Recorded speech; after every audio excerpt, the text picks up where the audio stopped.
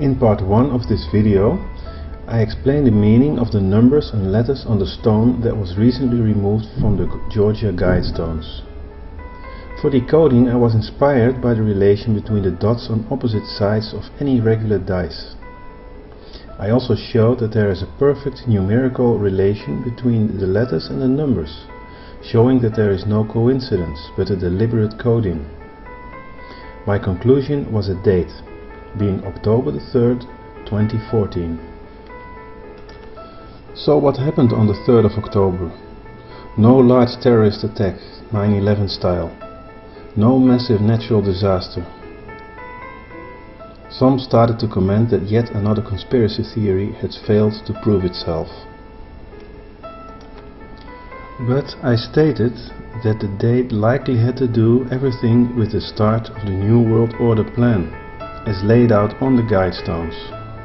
And it seems that exactly that is the case. On the slabs of the Georgia Guidestones we find the so-called 10 Commandments for an Age of Reason. The very first of these commandments has to do with the size of the world's population. Bringing back humanity to 500 million means a reduction of approximately 93%.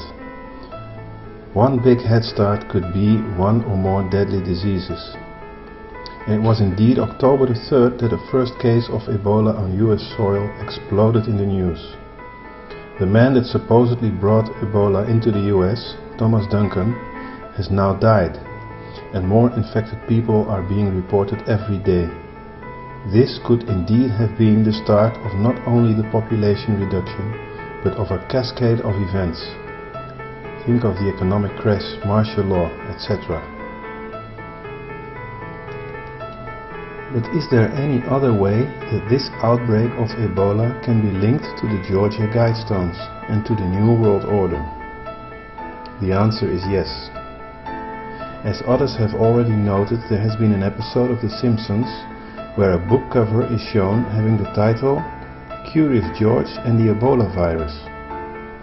This might seem insignificant, but it has already been proven that there were also hints to other events in Simpson episodes, the most famous being 9/11. However, this could have been a coincidence, but there is more. This particular episode of The Simpsons was aired on September 11, 1997, a date that raises a red flag, obviously. So let's take a look at the character of the monkey George. Wikipedia writes, "The books feature a curious brown monkey named George, who is brought from his home in Africa by the man with the yellow hat to live with him in a big city."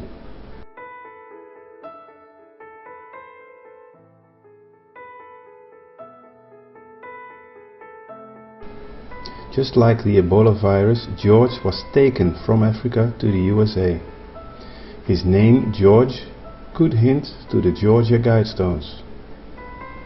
In the last of the original series of books, dating 1966, George ends up in the hospital, just like the first Ebola victim, Thomas Duncan.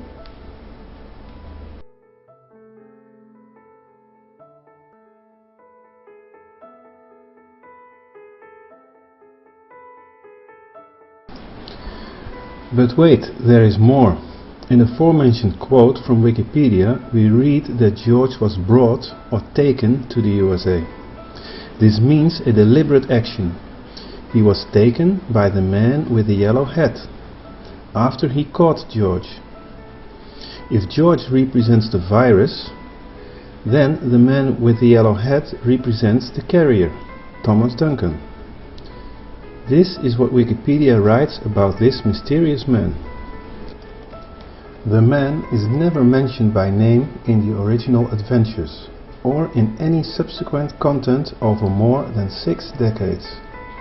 He is always called either the man or fully the man with the yellow hat. When people speak to George about the man, they often refer to him as your friend.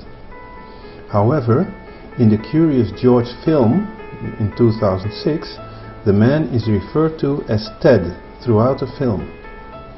So it was not until 2006 that the man who brought George from Africa got a name, Ted.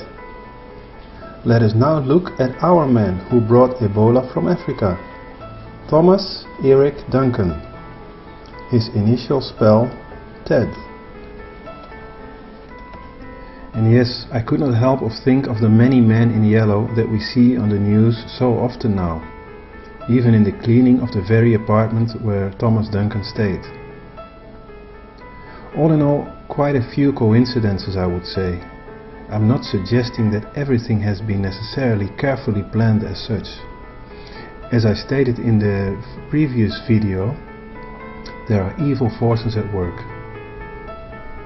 For our struggle is not against flesh and blood, but against the rulers, against the authorities, against the powers of this dark world, and against the spiritual forces of evil in the heavenly realms.